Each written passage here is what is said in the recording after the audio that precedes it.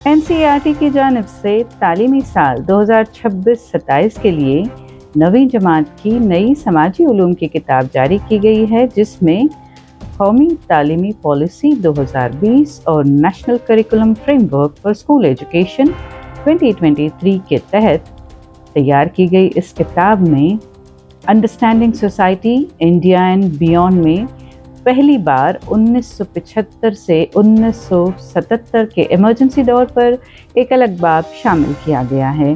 किताब के मुताबिक इस दौरान महंगाई, बेरोज़गारी और हुक्मरानी से मुताल्लिक़ अवाम में बेचैनी थी। इमरजेंसी के नफाज के बाद बुनियादी हुकूक मुअत्तल किए गए, मीडिया पर सेंसरशिप नाफिज की गई, अपोजिशन रहनुमाओं और कारकुनों को गिरफ्तार किया गया और जमहूरी इदारे कमज़ोर हो गए। किताब में इंतखाबी फहरिस्तों की स्पेशल इंटेंसिव रिवीजन यानी SIR की भी वजाहत की गई है।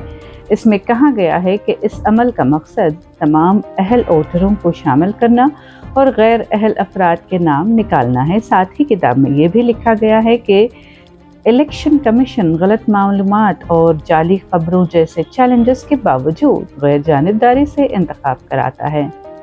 नई किताब में आइन के दिबाचे को शामिल नहीं किया गया, जबकि पहले निसाब में मौजूद सेक्युलर और सेक्युलरिज्म से मुताल्लिक़ हवालों को भी हज़फ कर दिया गया। इन तब्दीलियों पर कांग्रेस के रहनुमा KC वेणुगोपाल ने NCERT पर तारीख को मस्त करने और तक़सीम की सियासत को फ़रोग़ देने का इल्ज़ाम लगाया है।